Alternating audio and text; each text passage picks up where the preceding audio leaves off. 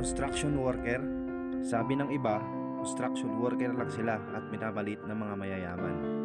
Pag may bagong itatayo na building, sila ay nakatuon sa laki, design, taas at higit sa lahat, ganda ng itatayo nila. Sino bang mga construction worker? Sila lang naman po yung nakatapos ng elementarya at high school na may mababang uri ng pamumuhay kung ituring ng ilan.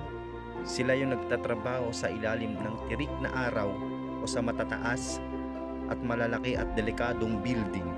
Sila yung hindi iniisip na mahulog o mabagsakan na mabibigat na bagay sapagkat iniisip nila kung paano bubuhayin ang kanilang pamilya sa tamang paraan na walang inaapakan na tao.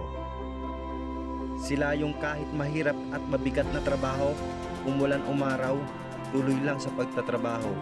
Pero maliit ang sweldo, tinitiis nila para sa pamilya.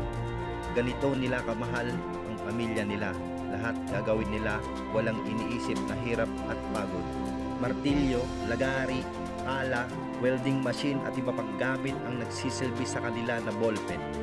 Sila yung madalas baon, sardinas, itlog, tuyo, payless, minsan chichirya, at asin na lang pero masaya na sila doon. Isa sila sa pilit pinagkakasyang maliit na sweldo at minsan kulang pa. Be proud dapat tayo sa kanila. Construction worker lang kung tawagin sila. Saludo po ako sa inyo na proud kayo bilang isang construction worker na minamaliit lang ng karamihan. Bawat pokpok ng martilyo nyo, halo ng semento, welding ng bakal, kinabukasan pa rin ng pamilya ang iniisip nyo. Kayo ang dahilan kung bakit may bahay, tulay, kalsada, at maging sementeryo. Kaya dapat maging proud tayo sa kanila at wag nating maliitin ang kakayahan nila. Kaya paki-like and share kung naging proud din po kayo sa kanila.